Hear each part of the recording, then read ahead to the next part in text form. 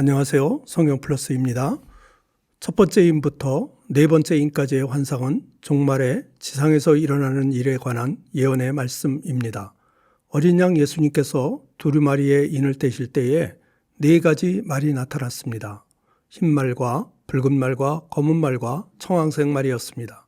흰 말은 적그리스도, 붉은 말은 분쟁, 검은 말은 기근, 그리고 청황색 말은 전염병을 상징하는 것으로 해석이 됩니다. 종말에는 적그리스도와 전쟁과 기근과 전염병이 나타나서 지상에서 살고 있는 사람들의 4분의 1을 죽게 할 것입니다. 이러한 재앙들은 종말에 일어날 모든 재난의 대표적인 재앙을 상징한다고 볼 수가 있습니다. 전 인류의 4분의 1을 죽게 한다는 말씀도 상징적인 숫자로 보아야 합니다. 4분의 1은 아직 4분의 3이 남아있다는 말이 됩니다. 그러므로 그러한 재앙들의 나타남은 재난의 시작이라는 의미가 있습니다.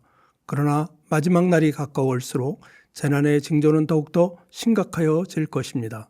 오늘은 다섯 번째 인에 관한 환상입니다. 요한계시록 6장 9절 다섯째 인을 떼실 때에 내가 보니 하나님의 말씀과 그들이 가진 증거로 말미암아 죽임을 당한 영혼들이 제단 아래에 있어 큰 소리로 불러 이르되 거룩하고 참되신 대주제여 땅에 거하는 자들을 심판하여 우리 피를 갚아주지 아니하시기를 어느 때까지 하시려 하나이까 하니, 사도 요한은 예수님께서 다섯 번째 인을 떼실 때에 죽임을 당한 영혼들이 제단 아래에 있는 것을 보게 됩니다. 그들은 순교자들의 영혼들입니다. 그들은 하나님의 말씀과 그들이 가진 증거로 죽임을 당한 사람들이었습니다. 그들은 예수님을 믿고 몸은 죽여도 영혼은 죽이지 못하는 자들을 두려워하지 아니하고 오직 그 믿음을 지키기 위해서 순교한 자들의 영혼들입니다. 예수님은 종말에 일어날 일들에 대하여 이와 같이 말씀하고 있습니다. 마태복음 5장 11절 나로 말미암아 너희를 욕하고 박해하고 거짓으로 너희를 거슬러 모든 악한 말을 할 때에는 너희에게 복이 있나니 기뻐하고 즐거워하라. 하늘에서 너희의 상이 큼이라. 너희 전에 있던 선지자들도 이같이 박해하였느니라. 사도 바울도 이렇게 말씀하고 있습니다. 디모데후서 3장 12절 무릇 그리스도 예수 안에서 경건하게 살고자 하는 자는 박해를 받으리라. 그리스도인들에게 나타나는 핍박과 고난은 종말에 일어날 하나의 징조이며 특징들인 것입니다. 그렇다면 순교자의 영혼들이 있는 곳은 어디였을까요? 제단 아래에 있었습니다. 이 말씀은 하늘에도 제단이 있다는 말일까요? 그런 의미는 아닙니다. 구약시대의 제단은 희생제물에 피를 뿌리는 곳이었습니다. 그 제단의 희생제물은 신약시대에 예수님을 상징하고 있습니다. 그러므로 순교자들의 영혼들이 제단 아래에 있다는 의미는 그들이 십자가에서 죽으신 예수님과 함께하고 있음을 보여주는 상징적인 표현이라고 해석이 됩니다. 그런데 사도 요한은 그 순교자들의 영혼들이 하나님께 호소하는 기도의 소리를 듣게 됩니다. 그들의 기도 소리는 무엇이었을까요? 요한계시록 6장 10절 큰 소리로 불러 이르되 거룩하고 참되신 대주제여 땅에 거하는 자들을 심판하여 우리 피를 갚아주지 아니하시기를 어느 때까지 하시려 하나이까 하니, 순교자들이 큰 소리로 하나님께 부르짖습니다. 거룩하고 참되신 대주제여. 대주제라는 말은 천지만물과 역사를 주관하시는 하나님이시여라는 의미가 있습니다. 하나님이 인간의 역사와 인생을 주관하시고 통치하시는 분이라는 신앙의 고백입니다. 그렇다면 그들이 하나님께 간청하는 기도의 제목은 무엇이었을까요? 땅에 거하는 자들을 심판하여 우리 피를 갚아주지 아니하시기를 어느 때까지 하시려 하나이까 라는 기도입니다. 순교자들은 하나님의 공의로운 심판을 요구하고 있습니다. 그들이 땅에서 사는 동안 피 흘린 것에 대한 하나님의 공의로운 심판을 호소하고 있습니다. 그러면서 그들에 대한 하나님의 공의로운 심판을 언제까지 우리들이 기다려야 합니까? 라고 질문을 하는 것입니다. 이러한 순교자들의 기도에 대하여 하나님은 이렇게 응답을 하십니다. 요한계시록 6장 11절 각각 그들에게 흰 두루마기를 주시며 이르시되 아직 잠시 동안 쉬되 그들의 동무종들과 형제들도 자기처럼 죽임을 당하여 그 수가 차기까지 하라 하시더라. 순교자의 영혼들이 드리는 기도에 대한 하나님의 응답은 세 가지로 나타나고 있습니다. 첫 번째, 하나님은 그들에게 흰 두루마기를 입혀주십니다. 흰 두루마기는 의인들이 입는 옷의 상징입니다. 흰옷은 어린 양의 피에 희게 한 의의 상징입니다.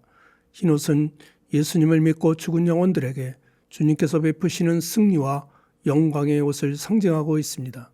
하나님은 예수님을 믿고 죽은 성도들의 영혼들을 의롭다 칭하여 주시며 승리와 영광의 옷을 입혀주시는 것입니다. 두 번째로 하나님께서는 순교자들에게 안식을 주십니다.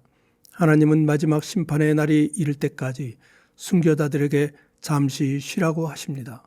그리고 그 심판의 날을 기다리라고 말씀하십니다. 예수님을 구주로 믿고 죽은 성도들의 영혼은 주님이 다시 오시는 그날까지 낙원에서 안식을 누리게 될 것입니다. 하나님께서 주시는 안식은 이 세상에서 믿음을 지키며 고난 가운데 살다간 성도들에게 주시는 하나의 보상입니다. 마지막으로 하나님은 그들의 기도는 순교자의 수가 찰 때 응답될 것이라고 말씀하고 있습니다. 순교자의 수가 차야 한다는 말은 하나님이 정하신 순교자의 수가 정해져 있다는 말은 아닙니다. 어느 이단 종교에서는 이 말씀을 잘못 해석하여 성도들에게 순교를 강요하는 경우도 있다고 합니다.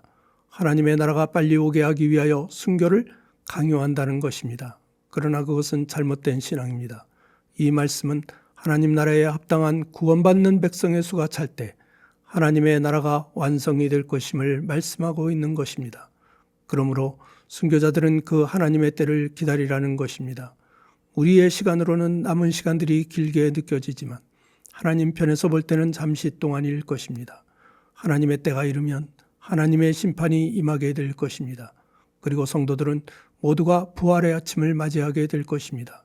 우리의 몸은 부활하여 신령한 몸을 입게 될 것이며 영원한 하나님의 나라에서 왕같은 제사장으로 영생을 살게 될 것입니다. 그렇다면 이 세상의 마지막 날은 언제 오는 것일까요? 예수님의 재림은 언제 이루어지게 되는 것일까요? 그날은 정확히 알 수가 없습니다. 그러나 예수님은 이렇게 말씀하고 있습니다. 마태복음 24장 14절 이 천국 복음이 모든 민족에게 증언되기 위하여 온 세상에 전파되리니 그제야 끝이 오리라. 온 세상 모든 민족에게 복음이 전파되면 끝이 올 것이라고 말씀하고 있습니다. 두 번째로 유대인들이 예수님을 구원자로 영접하고 믿어야 합니다. 로마서 11장 25절 형제들아 너희가 스스로 지혜 있다 하면서 이 신비를 너희가 모르기를 내가 원하지 아니하노니 이 신비는 이방인의 충만한 수가 들어오기까지 이스라엘의 덜어는 우둔하게 된 것이라. 사도 바울은 유대인들이 예수님을 믿지 않는 이유를 신비라고 말씀하고 있습니다. 이방인의 충만한 수가 먼저 구원을 얻을 때까지 유대인들은 예수님이 누구인지를 알지 못할 것이라고 합니다. 그것을 바울은 하나님의 신비라고 말씀하고 있습니다. 그러므로 온 세상 모든 민족에게 복음이 전파되고 난 후에 유대인들이 예수님을 믿게 될 때 이 세상의 끝은 오게 될 것입니다. 오늘날 유대인들 중에서 예수님을 믿는 사람들은 얼마나 될까요? 유대인 전체 인구의 약 2 내지 3% 정도뿐이 안 된다고 합니다.